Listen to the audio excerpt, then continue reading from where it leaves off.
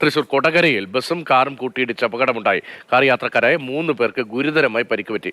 Car വെട്ടിപ്പൊളിച്ചാണ് പരിക്കേറ്റവരെ പുറത്തെടുത്തത്. MS ലിഷോയാണ് ഈ വിവരങ്ങളുമായി ചേർന്നത്. ലിഷോയ്, കാണുമ്പോൾ തന്നെ അറിയാം അതിഗൗരവതരമായ പരിക്ക് പറ്റിയ അപകടം എന്നത് ഒറ്റനോട്ടത്തിൽ ആ ദൃശ്യങ്ങൾ കാണുമ്പോൾ തന്നെ മനസ്സിലാകുന്നുണ്ട്. ആശുപത്രിയിൽ എത്തിച്ചവരുടെ സ്ഥിതി ഇപ്പോൾ എങ്ങനെയാണ്?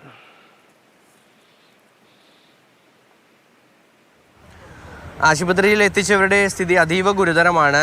തൃശൂർ ജൂബിലി മിഷൻ ആശുപത്രിയിലേക്കാണ് ഇവരെ എത്തിച്ചിരിക്കുന്നത്. ഇന്ന് രാവിലെയാണ് ഈ അപകടം ഉണ്ടായത്. ഈ ദേശീയപാതയിൽ വെച്ചാണ്, കൊരട്ടിക്കടുത്ത് വെച്ചാണ് ഈ കാറും അതുപോലെ തന്നെ ഈ ബസ്സും തമ്മിൽ കൂട്ടിയിടിച്ചത്. അത് എങ്ങനെയാണ് ഈ അപകടം നടന്നതെന്നുൾപ്പെടെയുള്ള കാര്യങ്ങളെല്ലാം തന്നെ സ്ഥിരീകരിക്കേണ്ടതുണ്ട്. കാരണം അത് എങ്ങനെയാണ് അപകടം ഉണ്ടായതെന്ന കാര്യത്തിൽ വ്യക്തതയില്ല. കാരണം അത്രയും ഗുരുതരമായ ഒരു അപകടമാണ്, അല്ലെങ്കിൽ അത്രയും വലിയ രീതിക്കുള്ള ഒരു അപകടമാണ് ഉണ്ടായിരിക്കുന്നത്. ഈ കാറിന് നമ്മൾ ആ ദൃശ്യങ്ങൾ കാണുമ്പോൾ തന്നെ അറിയാം, പൂർണ്ണമായും തകർന്ന നിലയിലാണ് കാറുള്ളത്.